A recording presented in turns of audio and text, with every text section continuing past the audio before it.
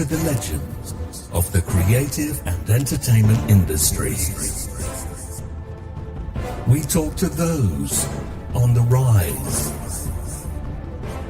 Lance Dean Anthony Nielsen asks about the highs, the lows, and everything in between. This is Outcast Creative, and this is Industry Interviews. Hello and welcome to a fairly late addition to the schedule for the Outcast Creative channel, where we support the work and endeavours of creative people, especially indie creators, indie filmmakers, indie actors doing indie projects, indie board games designers, indie musicians, anybody working outside the sphere of the main, as it were, doing their own thing, getting the projects completed, no matter what it takes.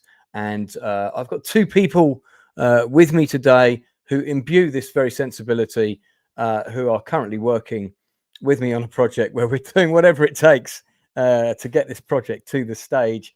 We are opening in 15 days. 15 days is the opening night for 7 Magnificent Egos. If you haven't heard about it on my channel before, where have you been? This is the true story of the making of the Magnificent 7. It is a 2-hour stage play. It's at the Old Rose and Crown. You'll find the link below if you do want to come and see it. If you can get to London, or if you're based in London, do come along and see it. I will be there every night, and it will be possible to also buy the play when you come along and see it. You can also get photographs with all of the cast. And if you come to the last performance, there is a YouTubers meetup. So there's a YouTubers meetup at the Old Rose and Crown at the last performance of 7 Magnificent Egos, which is, as we said, in the Old Rose and Crown, Walthamstow. Rachel Perciart is in the chat, one of my regular collaborators. She'll be on the Nielsen ratings with me later at 10 o'clock tonight, where we shall be reviewing all the latest film and TV shows. We'll be talking about the latest Leonardo DiCaprio, Paul Thomas Anderson collaboration. Looking forward to chatting about that later. But first, let's get my guests in. We have actor Simon Berry and actor Paul Mclaughlin in the house, but they also both produce as well, very proactive outside of the main job. Welcome, gentlemen, to the Outcast Creative channel. You are now fully baptized members, without a doubt. And thank you for giving up your time on this fine Tuesday evening. So before we get into talking about the show and your role in it, and also we'll try and touch upon your own careers and other endeavors a little bit, I need to ask you a few standard questions to see how your own personal journey relates with kind of the world of creative culture. So, Paul, I'll go to you first, as you're underneath on the Brady Bunch box. Can you remember the first movie that you ever saw on the silver screen? I do. It was Jurassic Park. Jurassic Park. What a great first massive cinema experience. That's a good one. And that has been the answer of one of my guests previously. Simon, what was it for you, sir? My first movie was actually the original Superman movie with Christopher Reeve. Also a good one. I also saw that at the cinema. Paul, what was the last film that you saw on the big screen that you paid for a ticket to go and see? The last film that I saw recently was Conclave. Not a bad movie. Some very fine performances in that, I thought, and quite an interest. Who knew that voting for the Pope could be so full of drama? Simon, what about you? What was the last film you went and paid? You might have seen me giggle just now when you asked that question to Paul. The last thing I saw was also Superman, the most recent film. So that's really weird. I've bookended the most original and the most recent. They're my two. How did you find the recent sort of reboot, as it were? Initially, a shock to the system, and I was a bit slow to really warm to it. But by halfway through, I was like, do you know what? Give this a chance. It's all good, and I actually did enjoy it in the end. So Okay. yeah. Now, I've not actually seen it, so I can't offer an opinion on that. Very different. What? Very quickly, we'll rush through these quickly. Paul, do you have a favourite TV show since The Sopranos, a drama show that when you saw it, you were like, oh wow, you know, this is something I want to see. This is a show I have to binge watch. Yeah, Which show? Westworld. Westworld. Just season 1, or did you like the whole thing? I like the whole thing, but season 1 in particular, just very strong. Yeah, flawless opening season for the series. I thought season 1 was absolutely fantastic television. Yeah, season 3. Let's not talk about that. Simon, what about you? I thoroughly rate Westworld, by the way, and especially season 1. God, there's so many things. I might go with something a little bit irreverent, actually. I've loved to bits something which is possibly frowned upon by some, but The Boys, I've really enjoyed that. It's been a hell of a fun thing to watch. I love the fact that it was in your face and just didn't give a damn about any rules. I enjoyed that a lot. I have the comic book series in its entirety, and if you haven't read it, you absolutely should. And the annual sort of superheroes party that they have, I forget the name of it, and in the comic book, it's a massive award show like the Oscars, which also then has all these nefarious adult activities going on. In the TV show, it's basically a swingers party in a house, which was very disappointing. I didn't understand why they changed that, but it is a good show. I do like it. Very good. Okay, final question on the quickfire questions. Paul, actor or actress that's living that you would most love to do a scene with? Well, I'm going to cheat and say he's already passed, but Paul Schofield, and living would be Guy Pearce. Guy Pearce, that's a good choice. He's a phenomenal actor. Simon, for you? Nice. I'm going to give a past answer as well, if that's all right, just because, why not? You can do both. I'll let you do both. Yeah, why not? Yeah, I will do both. First one's actually someone that was also a singer. I'd love to have acted in a scene opposite David Bowie. I think he had a wonderful truth to him on screen. And in terms of somebody that is alive, I'm going to say Christopher Walken. Christopher Walken, I mean, that dance video that he does is pretty epic. True. All right, so let's move on. You're both currently going to be starring in 7 Magnificent Egos. Now, you won't know this, but you do know that originally, of course, I wrote the play in 2017.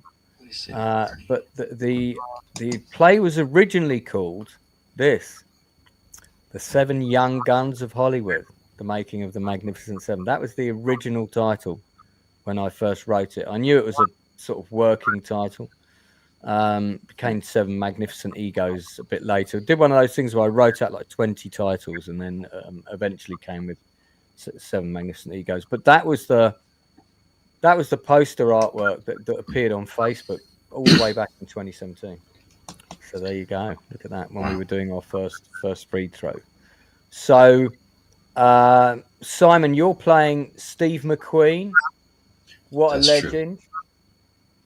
Which I know is one of our first conversations was, I've always wanted to play Steve McQueen.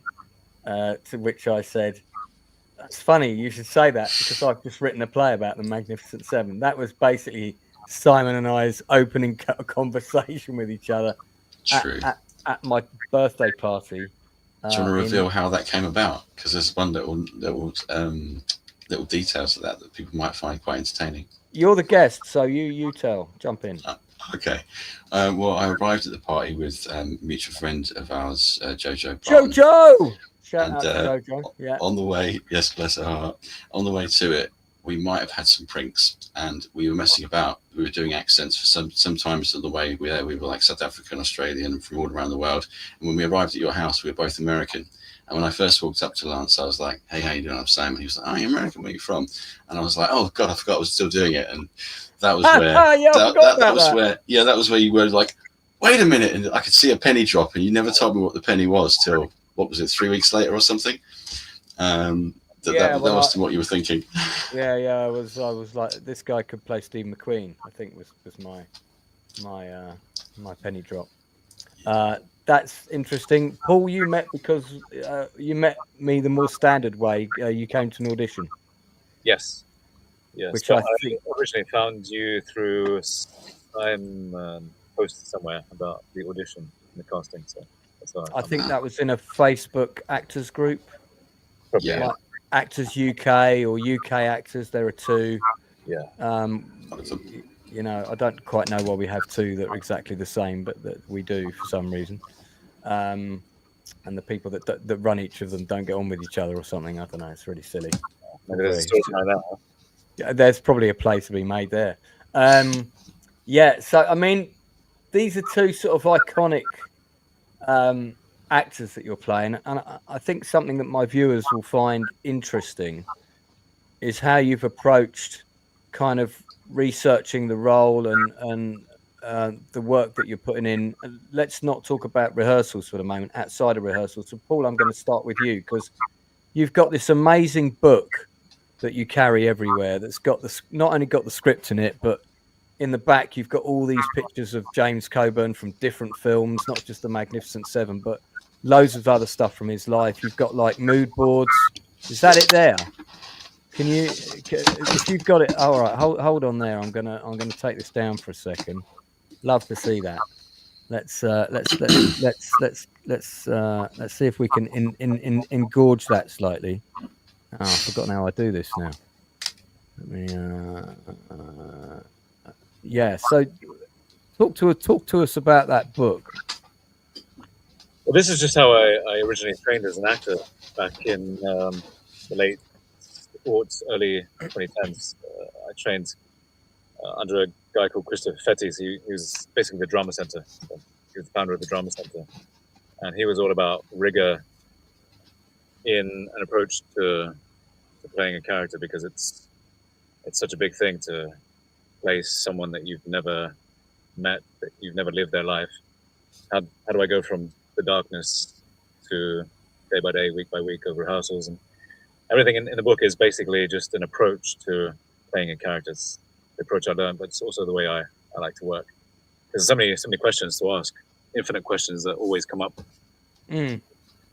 Not the least of which being, who is this character and what do they want, and what were their life experiences that shaped them and formed them. So yeah. And do you in terms of sort of with the text that you've got, how do you fuse those two things together to then put it into the performance? Well, some of it is just the sort of foundational questions that every actor has to ask themselves. So in any scene, it's, what do I want, and what strategies am I using to get what I want? Because character is always a reflection of choices of the methodology of getting your action. So, I might ask you for £5. I could plead with you. I could beg you. I could demand from you. I could come across and aggressively take it from you. That would all indicate different characters. And it's the same way with some of these questions. So what's the function of the scene in the entire play? What do I want in the scene? How do I get it? What are the obstacles?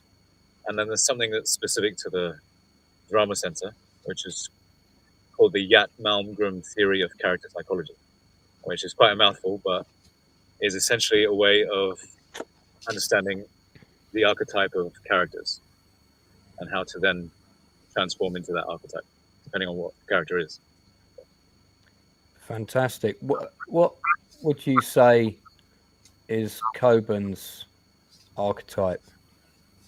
Well, in this theory, the most leading characters are a dream, which is a combination of sensuousness, so sensing would be, eating, drinking, and then a feeling energy. So when those two combine, you get these, like, look at the screen right now, you see the picture of James Coburn.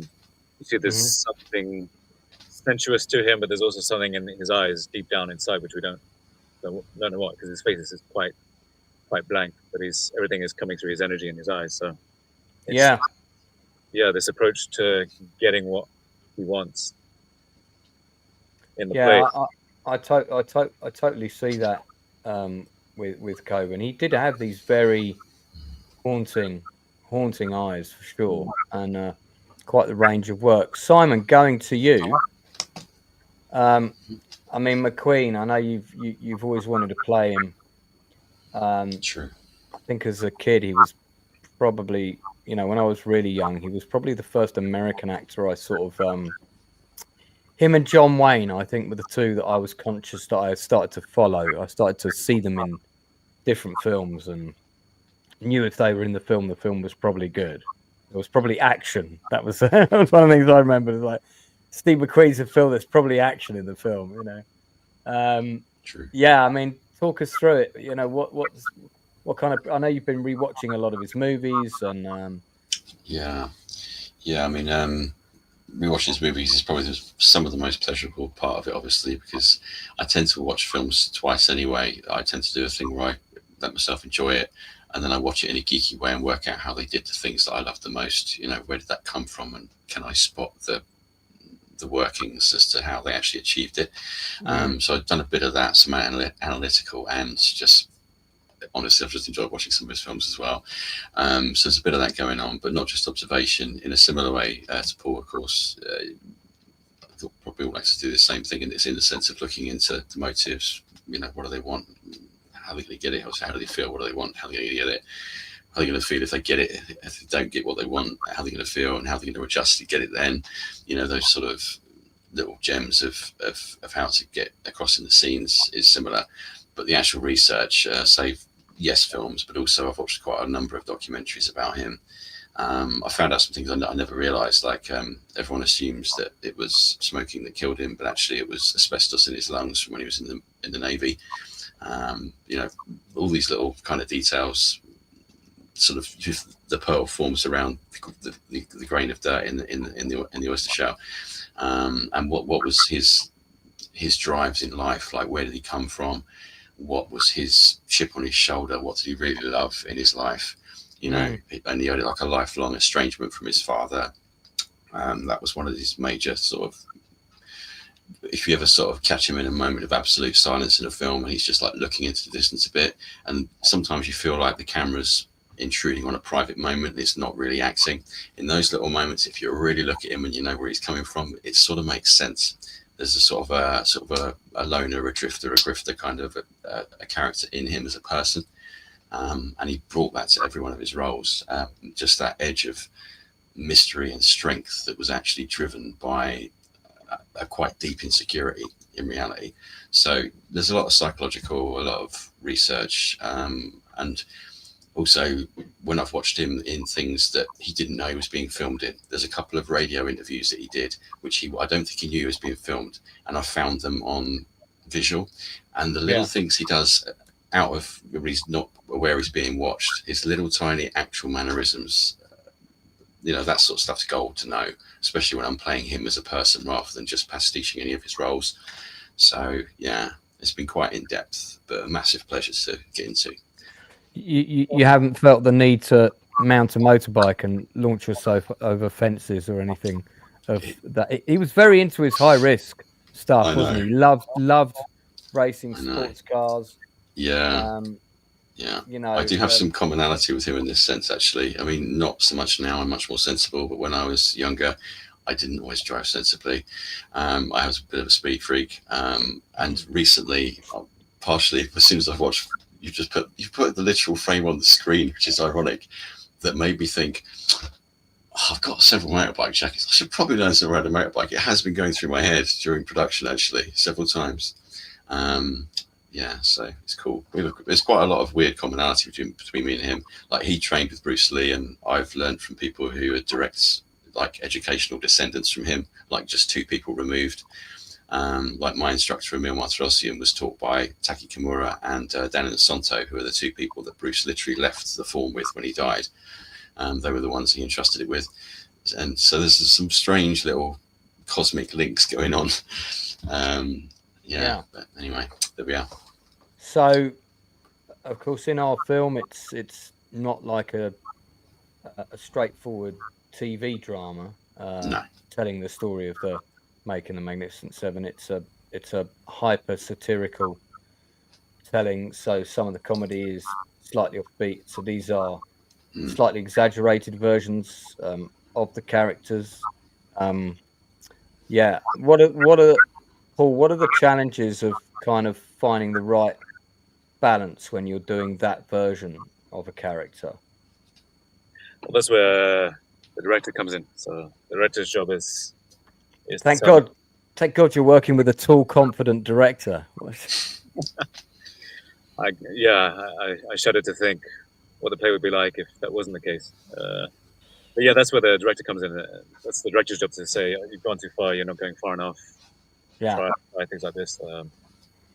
It's largely there on the page. It's on the written page. It's just got to really go for it, and that's where the comedy is going to really come out. All these characters are going on a high wire all the way to the edge.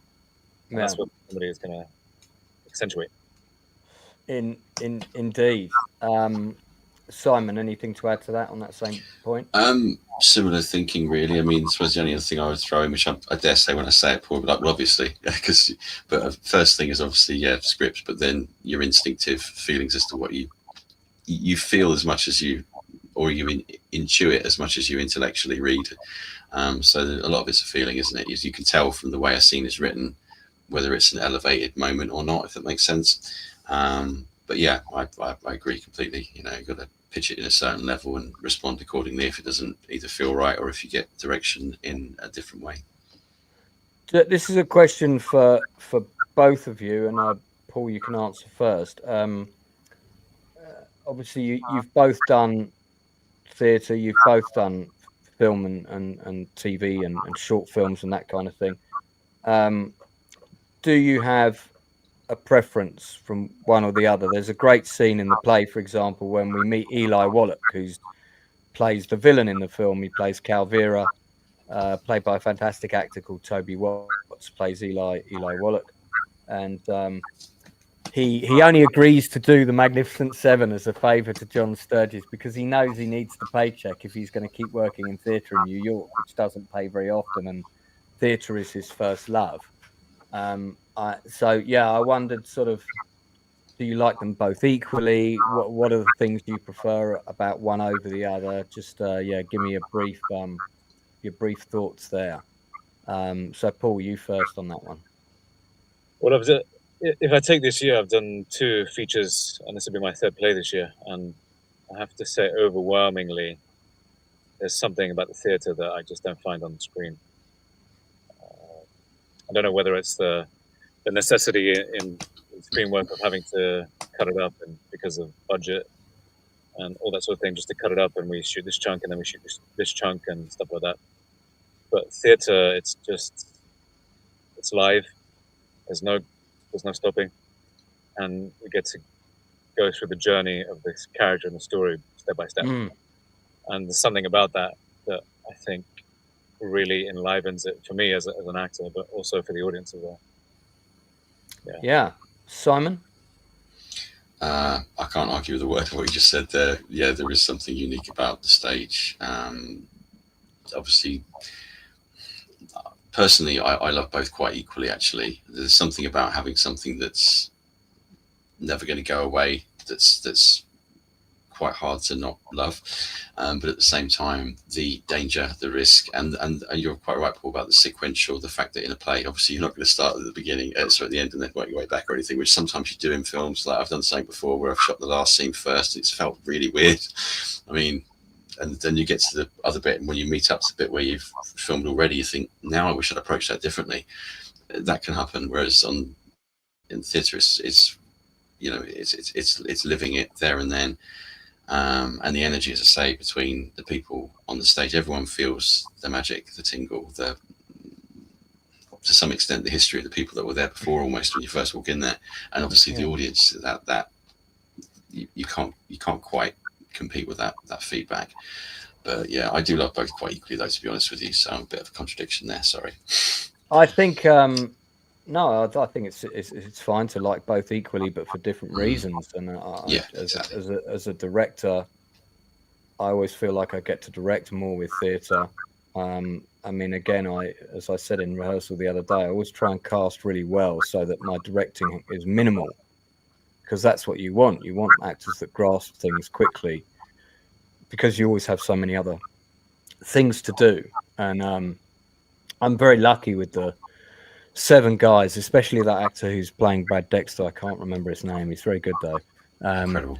That I've got 7 male actors who have grasped the 2 really important things. They've grasped the men. They've grasped these 7 magnificent men. That was another title originally, 7 Magnificent Men. And then, but they've also grasped the tone of the play. Everybody got the tone of the play very, very quickly. That it's okay to be a bit silly in this play. It's okay to have fun with it and poke fun at the characters and poke fun at the story and bring the audience into that fun. And this is a play where we really get to bring the audience into the fun. So now we have a question here. It's definitely not from anyone related to Yul Brynner, but I feel like he may be watching. What line in the play best encapsulates Steve McQueen, spelled incorrectly, so it can't be Brynner, because he definitely wouldn't have spelt McQueen's name incorrectly, and Coburn? So, Mr. McQueen, what line that you say in the play do you think best accentuates or, says something about McQueen?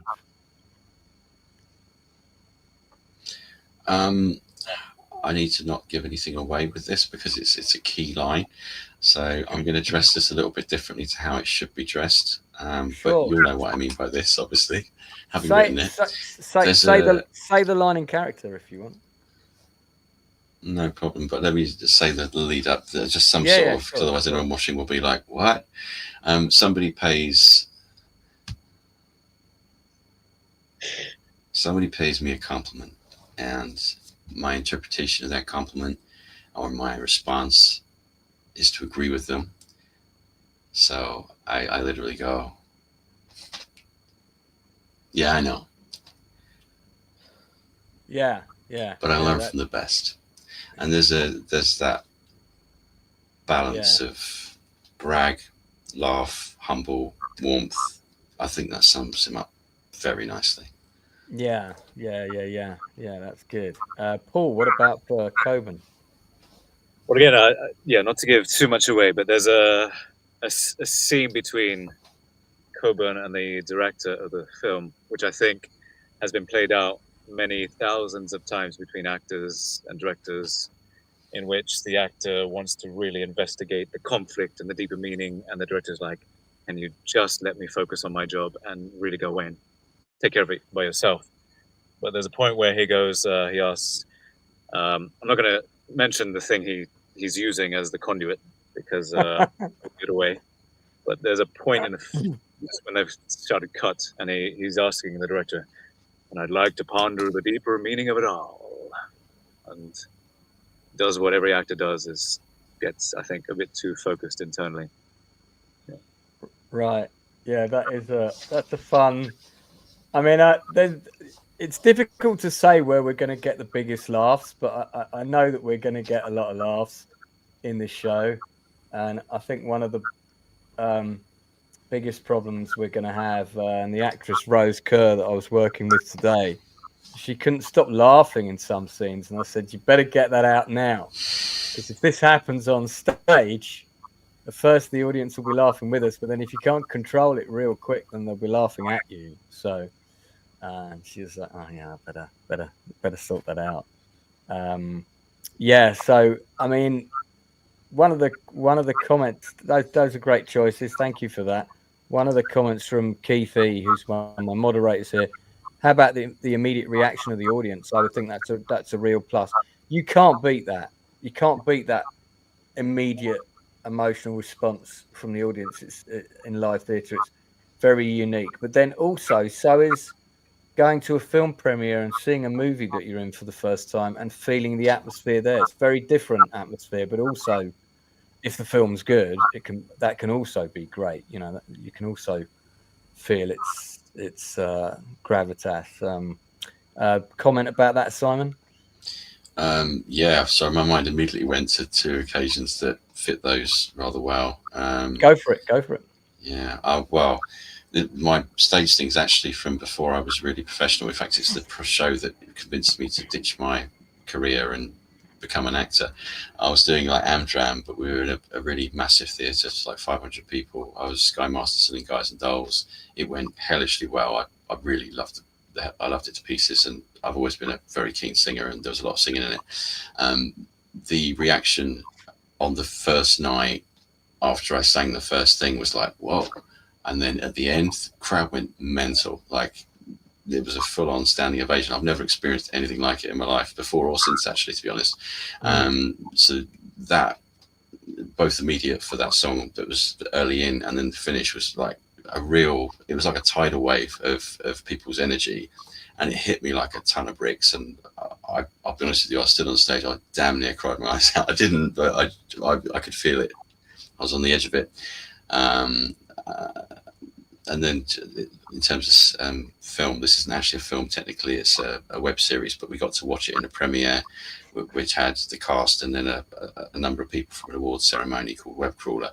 I didn't have a massive part in it, but I got some incredible feedback from that, and again that satisfaction feeling was incredible from there as well. So it's very different, but it's also kind of aligned. I mean, there's more oomph in the public performance theatre side, but also there's a similar vibration from an audience who, when they all universally agree, wow, we like that, you can really feel it, you know, even without them saying anything.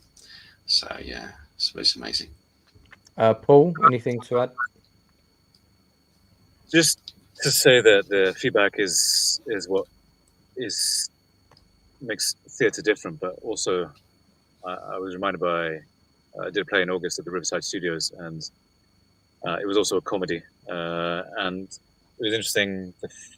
The different reactions over the course of the run made me realize that it's important that we do this for the audience, but also to forget about the audience reaction as well, and to let it be whatever it's going to be. That's relearn. That's really interesting. Let me take that further, because funnily enough, I wanted to come on to that, because I've done shows in the past, you know, and you're always trying to get reviewers in, you're trying to get good reviews. And the main reason you're trying to get good reviews is it's less about the prestige, unless your ego's really driven that way. And that, I mean, all actors always want a personal mention, and sometimes that's the worst thing that can happen to a company, because if you've got, let's say you've got 12 people in a company and somebody does a review and they say John Smith was particularly good, so John Smith feels great the next day on stage, and the other 11 company members feel like, well, I didn't get mentioned. What's wrong with me? So, you know, but then we forget that reviewers have got limited copy space, or at least back in the day they used to. Not so much now because it's all online. But back in the day, if you got a review in Time Out, you know, you knew Jane Edwards had maybe 150 words tops that she was allowed space for your review. If you got a good review from Jane Edwards for a Fringe play in Time Out, that would triple your box office within a couple of days. Now, reviews for Fringe, anyway, don't have quite the same influence. Time Out doesn't have the same influence. But a friend of mine who's worked in theatre all her life, and I talked to her about this topic one time, and I said to her, you know, how do you handle reviews? And she said to me, I've never read any. And I was like, really? I was really surprised. And she said, yeah, I've never read any, and I don't care. All I care about is, do I like the play? You know, am I getting what I need from my fellow cast members, and am I giving them what they need? And do the audience seem to love it?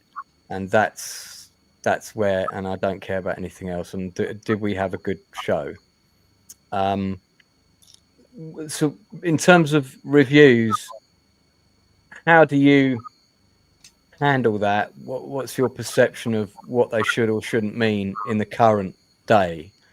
Simon, I'll start with you on that one. Wow. Good thing. In some ways, I think what they shouldn't mean, on the one hand, is a reaction of the production to it. In some ways, it should just be what it is. But at the same time, it could be a barometer that actually helps the production. So it's a real sword of two edges, I think, that one, actually. Because I think in some ways it can feel like a sword of Damocles hanging above you. That's either the thread might snap and it'll kill you, or it might snap and kill the person next to you and then you get to live or something. But it's a really, I was just going to say good question, really good question. Yeah. I suppose it should mean something, because what's the point in getting a review if you don't take it on board? But whether you take it on board after the event and look at it in a way that doesn't then inform what you do on stage, that could be valuable in one way and keep your integrity as what your choices were, etc. In some ways that could be valuable one way, but I can see it working both ways, actually. So God, I always look at both sides of things. I find it really hard to just pick a side. You know. Wormy Spoon says, and great to have you here, these things are subjective. There are probably people who prefer other performances. Depends how the individuals relate to the characters. That's absolutely true. Yeah. And I listen, I've been to see shows in a pub in the National in the West End that I thought are amazing, that have been absolutely slated by what you would call the mainstream theatre press. And other friends of mine have gone and they thought those shows were amazing. And then I've gone to see shows that have been praised to high heavens, and I've got, God, this is fucking boring. And you know, this is just, I'm just not doing anything for me. I think a lot of it is down to personal taste. Plus, a show can have a good night and a show can have a bad night. We had a terrible night on the first night of the second run of False Accounts in Ealing, where someone died on stage and the whole show ground to a halt. And you know, when you lose that pace and you lose that momentum, and this was in the second scene, when you lose that pace and momentum so early on in a show, your cast are forever trying to get it back, and then it kind of throws everybody off. And after that car crash, every single cast member made a mistake. Every single cast member lost a line somewhere, including all the people that had always been perfect on every performance. And it was just that one event just made it all unravel. That was the worst show performance of any of my 16 shows since I've worked in theatre since the mid-90s. But you know, the next night we were great. And a friend of mine who'd never been to see any of my plays before came to that night, and he went up to me. I know he didn't go. He left. He didn't wait for me in the bar. He contacted me the next day and went, "Lance, what happened? What happened there?" What could I say? I just said, well, it all went wrong. You know, sometimes that's theatre. That's happens. The friend of mine who never reads reviews, and who says she loves the fact that theatre can be different every night, is Judy Dench, and that's who I had that conversation with. So there you go.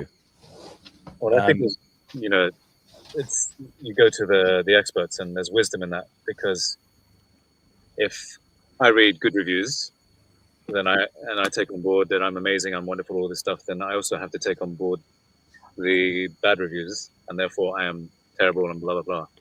It's just limiting the noise. There's only really one person to listen to, that's the director, and then the other person is my internal intuition, and the third is the playwright and the words and what comes from that. Otherwise it just becomes too much noise, too much signal, and the performance will ultimately suffer. Fantastic. Okay, good answers. I mean, this is an interesting question for both of you. What would be your dream role? Maybe not a specific role, but archetypally, if that makes sense. You could obviously reference from existing films. So it might be the kind of the hero in a disaster movie, or it might be the captain of a starship in Star Wars or Star Trek, or you know, the main action hero in a World War II film. I'm sure you've both thought about this, or it could be Hamlet on stage. Simon, your thoughts? I think my answer to this is going to be a bit weird. So Really, that's so unusual compared to your other answers. So yeah, consistency is good. Wow, go for global thought. Well, I think one of my favourite ideas or a dream role for me would be a villain that's coming from a really pure place. So an evil, nasty person with a bad agenda doing bad things, but for really, really good reasons. I think I'd love something like that that's got that contradiction to it, that conflict. That's would interesting edge. Would Stallone's character in the first Blood movie be a good example of that? Because he's doing really bad things, but he's coming from a good place. He's kind of because he takes out half a town, but he does it. Yeah, I mean, in terms of the ramifications of what he does, that's a really extreme example. But I was just trying to think of one, and that was the first one that came into my head. As another one, actually, this is a slightly weird one to bring up, but it's not for me because I said at the beginning and the end of my first and last films, Superman, in the one with Terence Stamp as Zod, he's obviously playing a real evil, nasty person, but his reasons for it, if you look at it subjectively and don't look at humanity in the way that we do as humans, he's actually got a really good reason for what he's doing, if you know what I mean. So yeah, from his own perspective. Exactly, yeah. So it's that thing. I'm trying to think who it was that said this. Oh, I know it was. It's Meryl Streep said this.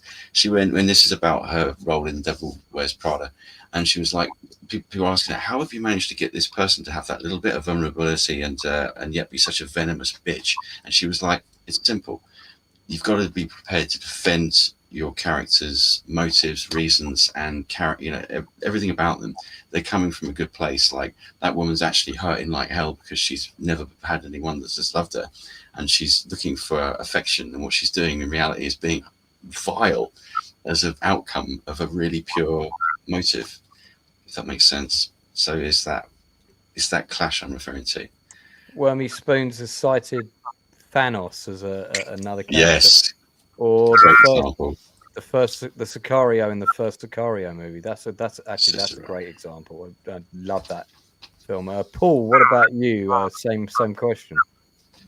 Well, talk about Sicario. If you read the screenplay as written and the film as made, they're two completely different things. And one of the interesting things that Denis Villeneuve does is, in the script, you meet Sicario earlier on, but he has the first shot of him standing behind a jet as Emily Blunt and Josh Brolin's character walk up the stairs into the jet, and you just see him in the background, like this passing glance. That's quite interesting. For me, I like characters where, in theatre, I'm always interested in the crisis. What are we driving towards? Where's the crisis point? And I'm interested in characters that there's this great crisis and revelation, which leads to learning, growth, Oedipus or something like that. There's a play I forget the name of. It's a Danish play where a son comes home, his brother and sister are celebrating, and his family Festen. Yeah, celebrating the birthday of their father. Yeah, and he comes home to say the things that he's been needing to say for his entire life. Great play, that. Yeah, I mean, and I first saw it was actually a movie before it was a play. I thought it was the other way around. No, because it was the reason it was one of the first films where they had that set of rules where you couldn't use any lights. Okay. The film had to be shot for under a certain amount of money. Dogme? Yeah, that phrase. What was the term for it? Dogme, I think. Dogme. That's right. And it was when that was a thing.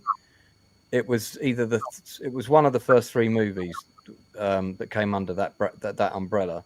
And then then it got turned into a play afterwards, so it became a play later. And that film I thought was fantastic. And then I've seen two versions of the play, both with members of the Outcast Creative in. One was in the West End, and one was at the theatre by the bridge, by Southwark Bridge. I forget the name of it, but on the north. Public Playhouse. Not the Southwark Playhouse, the one on the north side of the river. That used to be a Victorian swimming pool. It's kind of hidden around the back of a side street. Quite a big venue on the inside. Anyway, I digress. What would you say, Paul, is the, as you brought this up, what is the crisis point scene in the Magnificent Seven play? Well, since your original title, what was the original title? Seven Dashing. It was the Seven Young Guns of Hollywood originally. I think it was one of the first titles.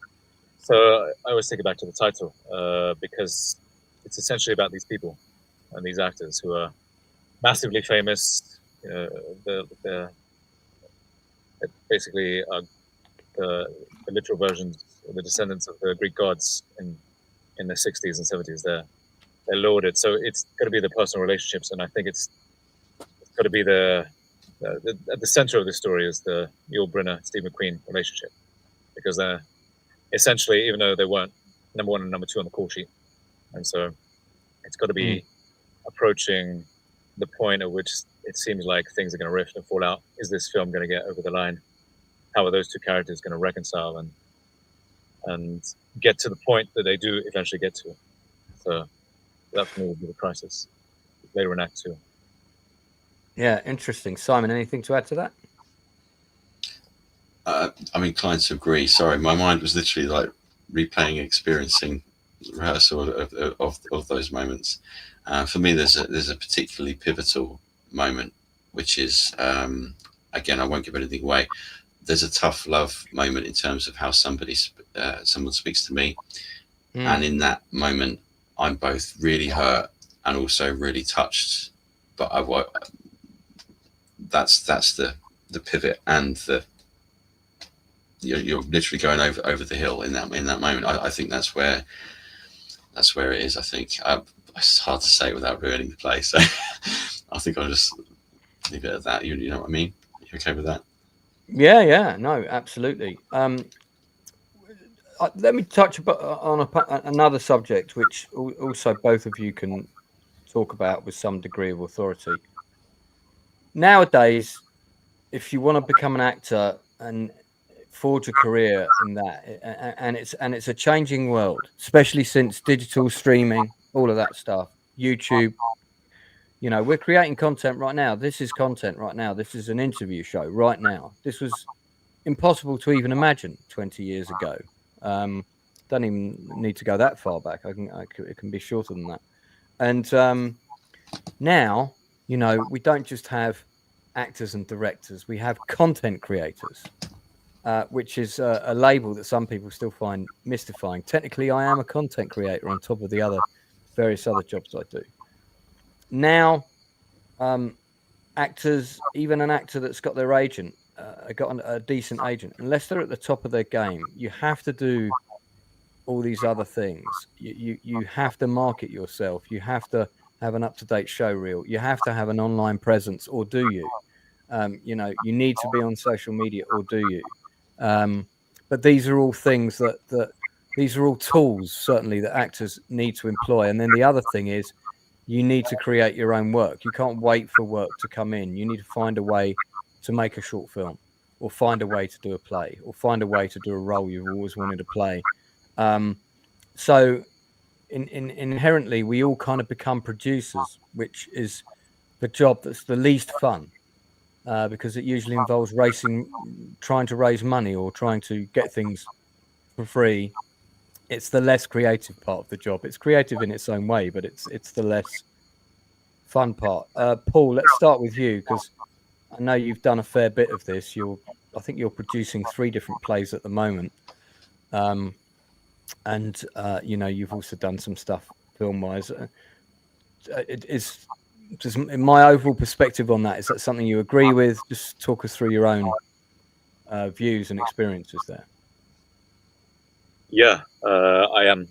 So the company that I set up a few years ago, in various stages on 3 different plays, 2 TV series and 1 film. And I think it's a natural evolution. I looked at all the actors that I admired, and they all basically set up production companies. I know they have a profile that allows them to get financing, get projects made relatively easier, although it's getting anything made is a challenge. But I thought, why wait? Why? There's a queue of thousands of actors that are trying to go through the agent, casting director, build up their profile route, and then there's a much smaller queue of actors who are actively making their own projects and getting things made, which might lead to something, might not, but in essence, it's just taking the power of creativity back from a casting director, a agent, a producer, a director, and placing it within myself. I think I'm right in thinking this is your production company. Yeah, that's the one. We're a bit unique in that we're not just a production company. We are also a community. So we do social events every 2 months, and we also have monthly labs where professional writers, directors, actors, and producers come and we work out. We work on material. We do different labs to keep fresh and develop new material. So it's a company, but also an artistic collective in a way. Yes, it was modeled on the group theatre of the 1930s, who were just a collection of artists who were an ensemble. They worked together. They went away. They traveled together, and out of that came some of the most groundbreaking theatre of the 1930s in America. That was the most touching, was most highly regarded. So I think I've met Federico. You have? Yeah, I know I've met him. He's got very loud, he's got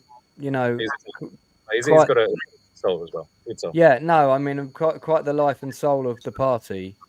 And I know I was either at a networking event or something like that. I got introduced to him. He had exactly this look. So it must have been around the time this photo was taken. And it would have been a few years ago now. I can't remember when. It might have been just after the pandemic, maybe a year or two after the pandemic, or it might have been just before the pandemic. I really can't remember. But I've definitely met him for sure. So there you go. So I will put this, if people want to check out Paul's company, I'm going to put the link in the chat. And yeah, I'll have to come along to Simon and I will gate crash one of your. Well, the next crash was at the end of October. But going back to the original point, yeah, I think the reason why I work so much this year as an actor is because I know I have my own projects going, and I'm just a lot more relaxed when I head into audition rooms and things like that. And I've been on a run since May. I shot a feature in June. I went on to another feature in July, then started another play in July, and then another play in August, and then this play. So it's like, I think just having your own projects, even writing something, may not be at the stage where it's starting to get made or anything. It's very freeing as an actor. That's what I've experienced, definitely. Fantastic. Simon. Awesome. Like you, I just immediately say I'm so interested in talking more about this. I'm like, why has this not been brought up before? But very cool. But yeah, the question as to whether all that is necessary, in some ways, has just been answered rather well in terms of, the pros of it. In some ways, just to give a kind of a stick in the mud point of view as well, which not that I think this way anymore, but at one point I did. I was very much like, I'm not going to put anything on my social media. I'm not going to keep that for me as a person. I'll let my work speak for me. And at one point that was very much the way I was sort of heading and feeling.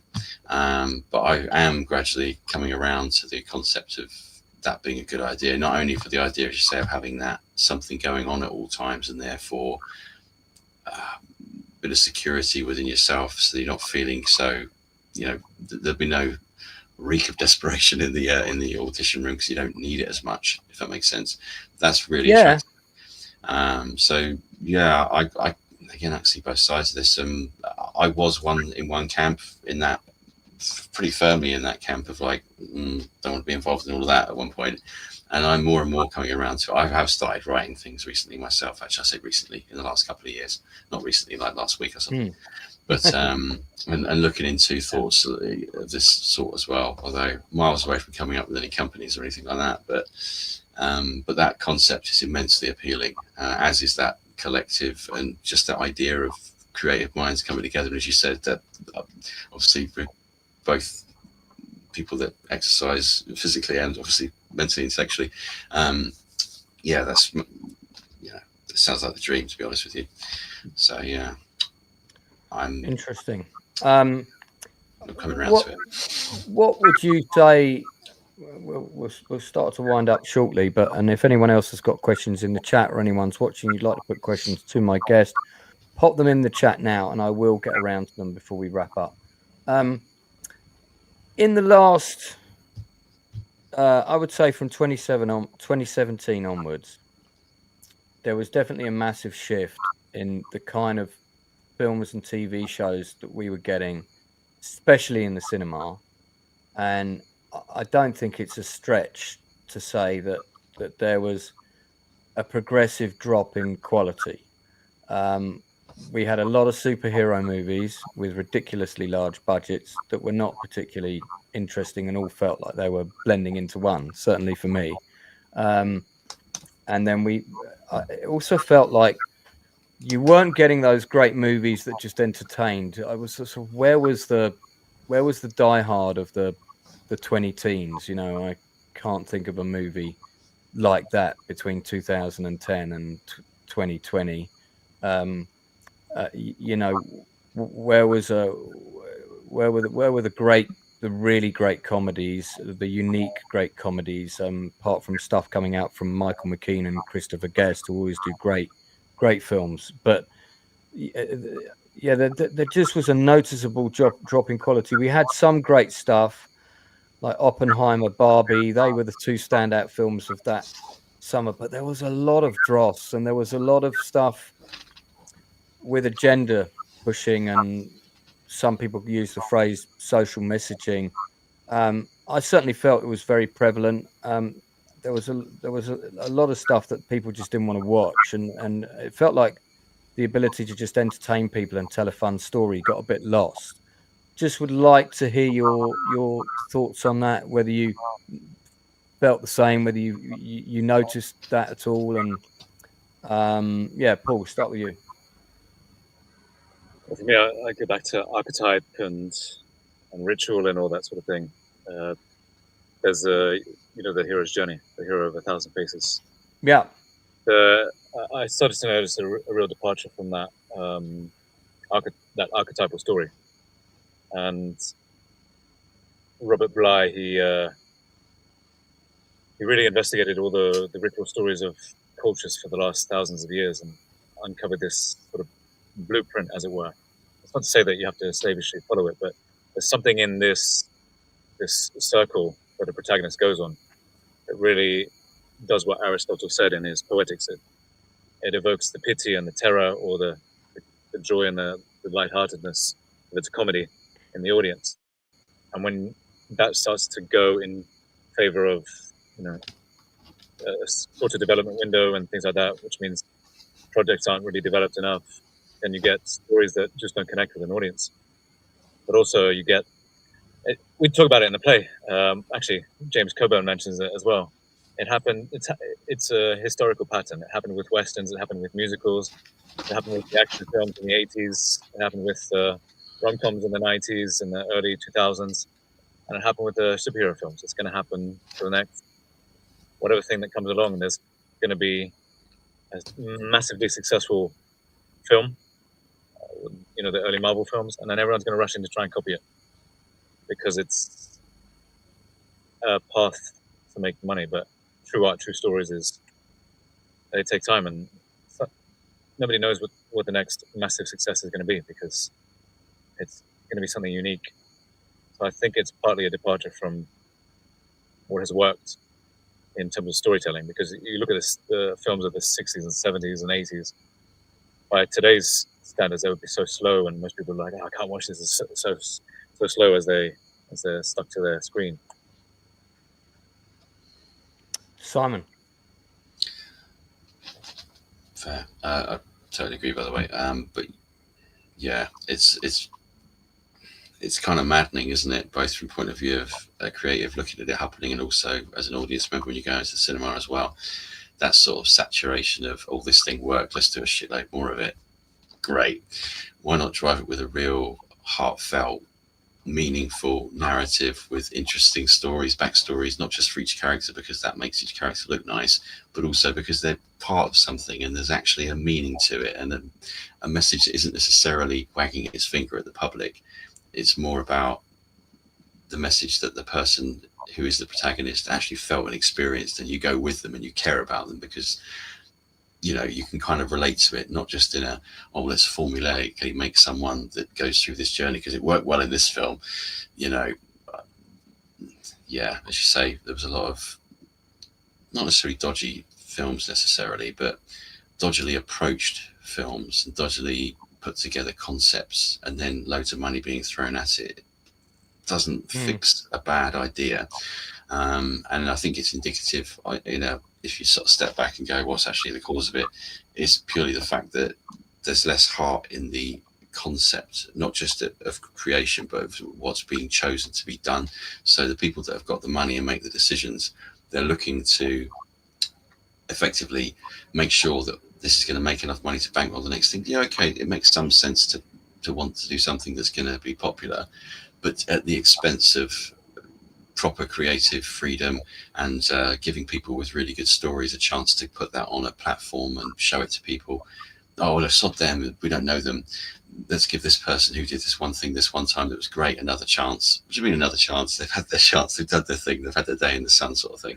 I don't know, it's kind of maddening.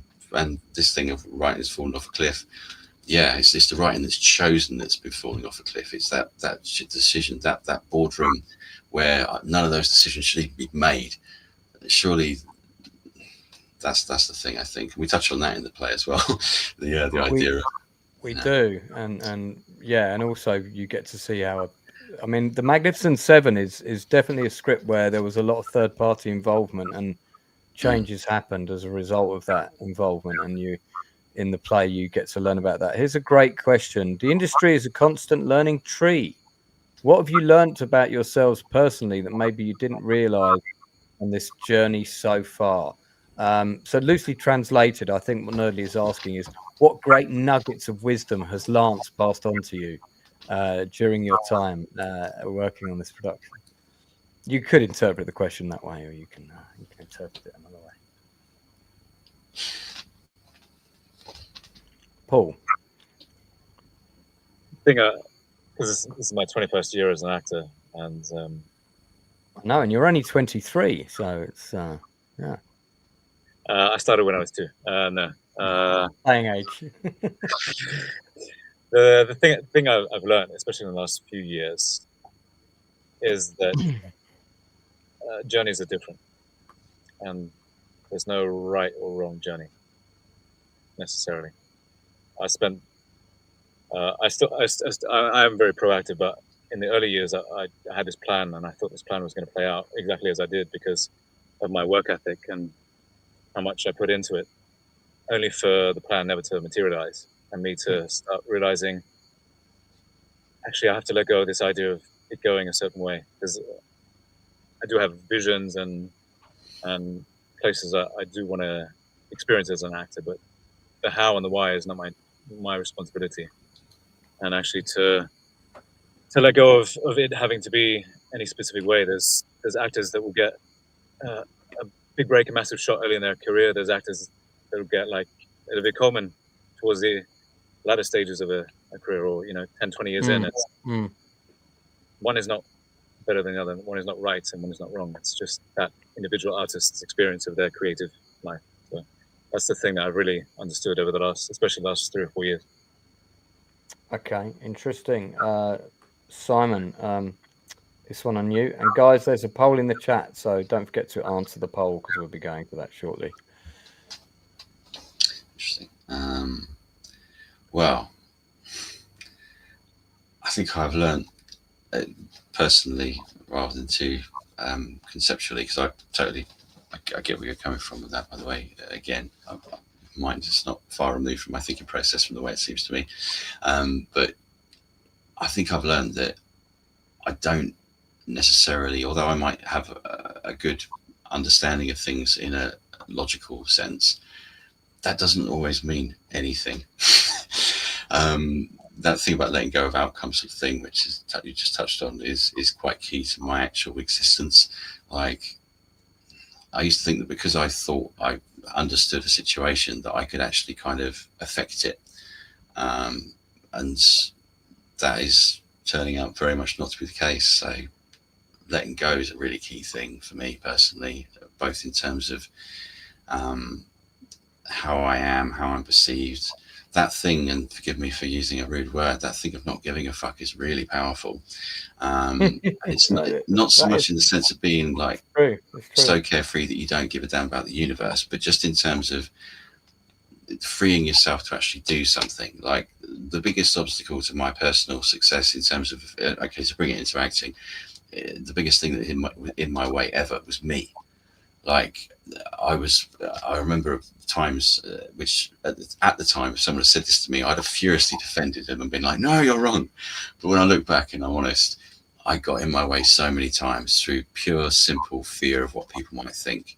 And the biggest thing I've learned is just to be like, it doesn't matter. Vulnerability is actually going to do me more favors than it's going to do me disservices. It's going to make me more interesting to watch on screen. It's going to give more truth to my performance on stage, and in my personal life as well. It's had a similar cathartic effect. So getting out of my own way is probably the biggest thing I've learned. And I'm still not there by any means, but I'm getting out of my way more. Right. That's a very honest answer, and I can see the truth in that for you, for sure. We have a quick question here. My question is, how well were you fed? And I was desperately looking for the massive meal that I cooked everyone on the first rehearsal, which was a £100 shopping trip to Sainsbury's and three courses, no less. Not to mention 4 different food requirements from people that were vegan to vegetarian to I can't eat gluten.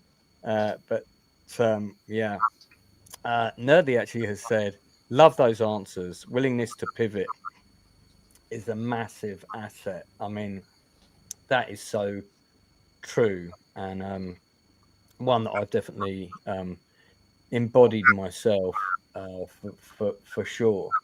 So before we begin to wrap up, there's a couple of things. First of all, one, is there anything that either of you would like to promote? And I'm not talking about the Magnificent Seven play, which is on in 15 days at the Old Rose and Crown Theatre.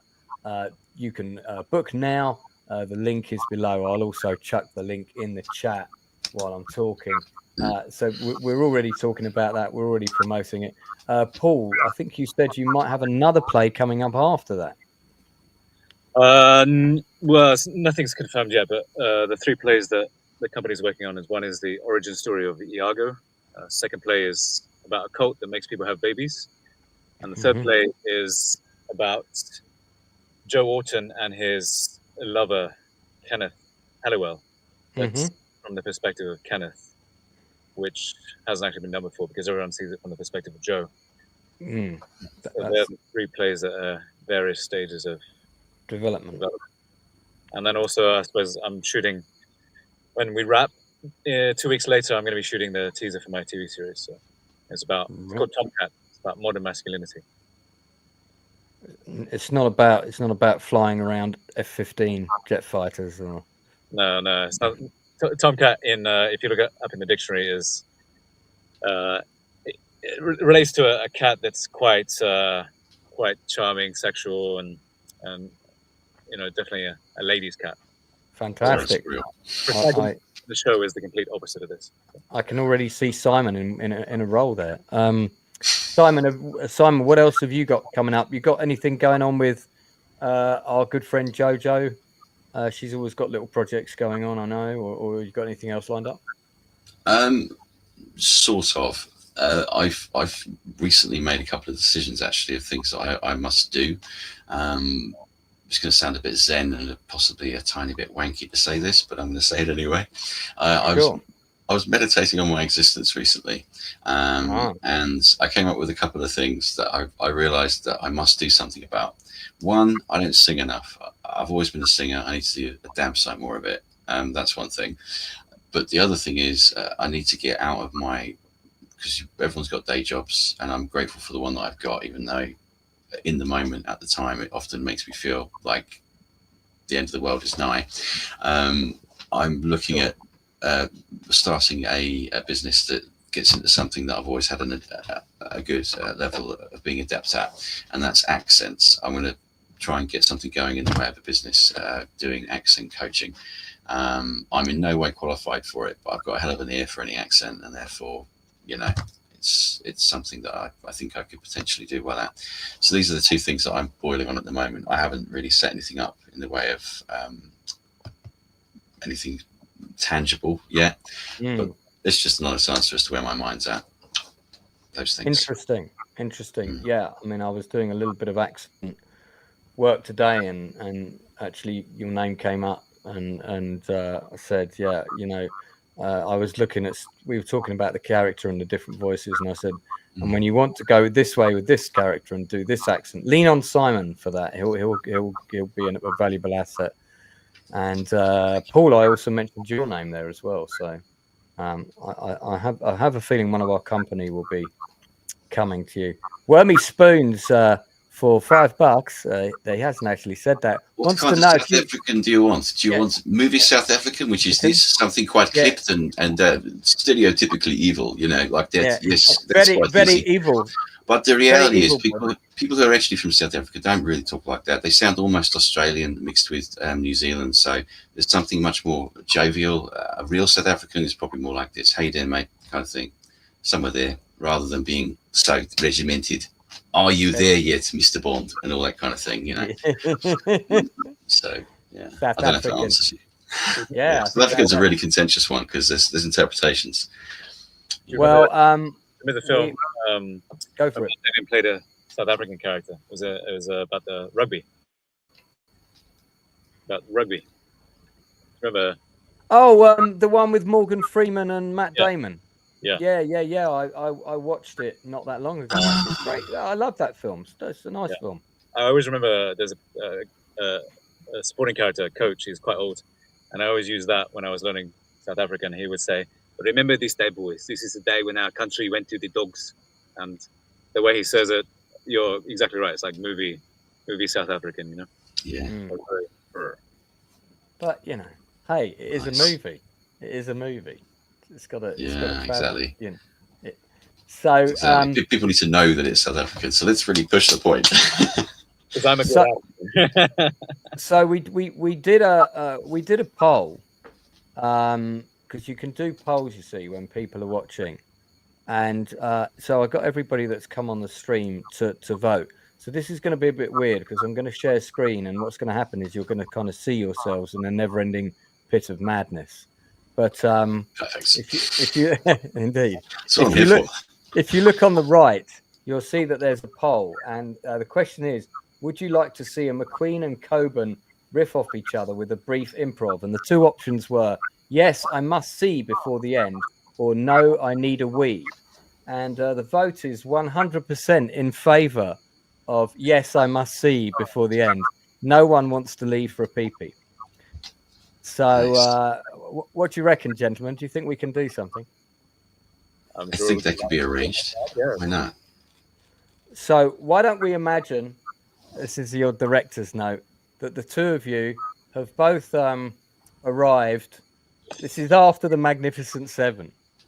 That the two of you have both arrived for a casting. And you've been told that you've got to wait outside in the corridor until the director's ready to see you. Let's say it's the biggest director in Hollywood at the time. Let's pretend it's Steven Spielberg, all right? So this is a very fictitious scenario because, of course, McQueen sadly passed away before he was big. But let's pretend that. And you're both waiting in the corridor. So, McQueen, you arrive thinking that you're going to go straight in. Coburn is stuck waiting outside. And why don't we let's do that as a scene? Sound good? Why not? Excellent. I'm going to take myself out, but I'm still watching and listening to everything, and I'm going to call action. Steve, Jimmy, what are you doing here? Oh, I'm here. I'm on the panel. It's looking at this audition. I'll be judging you. I'm only kidding. I'm only kidding. Don't worry. You know me. I like to mess with people. You're a joker all the time. So I heard that people were saying that they really liked the people who escaped in The Great Escape. Well, I think that's putting too much emphasis on the outcome and not enough emphasis on the journey. I mean, did anyone else take a journey that went like that? Did you? I don't remember seeing that. I mean, maybe I missed it. I was in the plane, you know. Well, did it crash? I missed that. Well, yeah. There you are. But no. I have to say, my friends, they all liked the film. They said your writing was pretty good. That's really nice of them to say. I'm going to be honest, and you probably know this because you were there, but it wasn't all really me. But I could do all of it, except for the 14-foot jump. I only managed to do about 8 feet. But really, I never knew about those. Yeah, it's true. Yeah, the stunt guy did it. But I remember when we were making The Magnificent Seven, you said something about the director. I overheard one day you saying, "Hey, I want to do all my own stunts and things like that." I wanted to, but if I'd actually done it, I would probably never worked again. So, hence, you wouldn't be here at this casting. Well, maybe I'd have been at the last one too, and the one before that, because maybe I wouldn't have made so much money in the last movie. So maybe. Well, I think today is just a formality for me anyway. I've been pretty much offered the role anyway, so I'm just meeting the producer and the writer and the director. Well, just dot the I's and cross the T's, huh? Yeah, something about Flint or something. I don't know what they were talking about. Yeah. Flint. Mm. Is it like a prehistoric thing? And scene. That was funny because I like the way Paul just gave him the lead role in the thing that you were being seen for, because he ended up playing a man like Flint. Good stuff, guys. Nothing like putting some actors on their toes.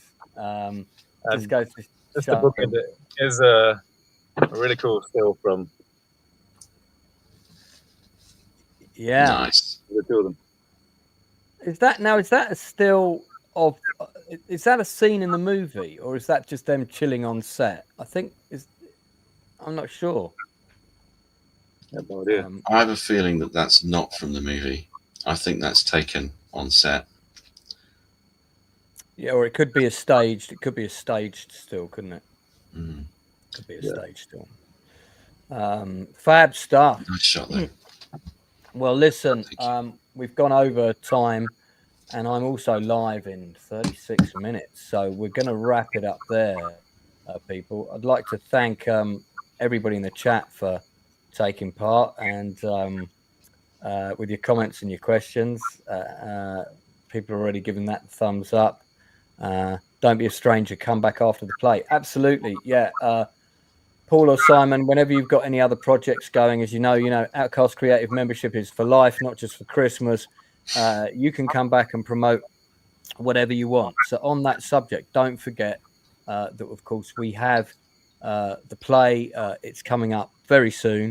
Also, my new book is also out. I keep forgetting to promote this on my own channel. I really must remember to do that. Back to Raving at 50 is now out on Amazon. I've just had some fantastic reviews. There are 4 of them. And the one at the top here, Rediscovering the Beat, A Journey Back to the Rave Scene at 50, PTSD, what turning point. This review is amazing. I don't know who wrote this, but it's a really, really lovely review. It's very clear that the person read the whole book, and you can always tell when someone hasn't read the whole thing, but this person clearly did. And my favorite line is Nielsen's descriptions of the London day rave scene are vivid and immersive, making the reader feel as if they're right there on the dance floor with him. Well, if you pop along to any London day raves, you can make that a reality, because there's a good chance I'll probably be at one of them. So fantastic. Keep those reviews coming in, guys. That is the that's the softback version of the book. The hardback is also available. They're exactly the same except for the cover. Obviously, it's collectible, so you know if you want, buy both. I'm also going to be at Rain Dance, which is coming up in November. I will have a stall at Rain Dance this year, which is at Heaven on the 8th of November, which is one of the premium sort of brands from back in the day. They're now doing, like everybody else, they're also doing day rave events. So you're going to catch me there. And they've got a pretty fantastic lineup as well. And I've also got a few guests coming on from Rain Dance. I've got 3 more industry interviews lined up already. So various people who are on the lineup for the all day. It's on the 15th of the 11th. Sorry, the 15th of November. Saturday all day at Heaven. Be the first time I've been to Heaven in a very, very, very long time. Quite literally, 36th birthday special at the Heaven nightclub. That's coming up pretty soon. So it'd be good to see you there. And apparently we might also be having our after party there for the play because they've offered us a special price if we all come as a group. So discussion to be had with the cast in rehearsals. That'll probably take about 2 hours to get through that discussion. Right, okay. So we're going to wrap it up there. Thanks very much to Paul Mclaughlin and Simon Berry, who are playing Steve McQueen and James Coburn, respectively, for coming in. And Wormy Spoon says, I can do accents. Can I be in Simon's company? Also completely not qualified. So he's got the same skill sets as your good self, sir. We're going to be back. We're going to be live again in almost exactly 30 minutes, where we'll be reviewing the latest films and TV shows and possibly a couple from back in the day. But in the meantime, it's good night from me and also my guests. And here's a quick message from one of our cast who got a bit lost.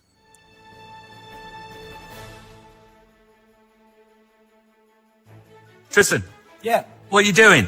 Well, I'm learning my lines for the play. You're learning the lines. Okay. Yeah. I mean, I will be playing Robert Vaughan in Seven Magnetic Egos. Anthony Quinn was originally set up to be in the Magnificent Seven film, and then he kind of dropped out. Yes. And he went on to make such seminal classics as Zorba the Greek and the little-known follow-up to that, Jim the Chav.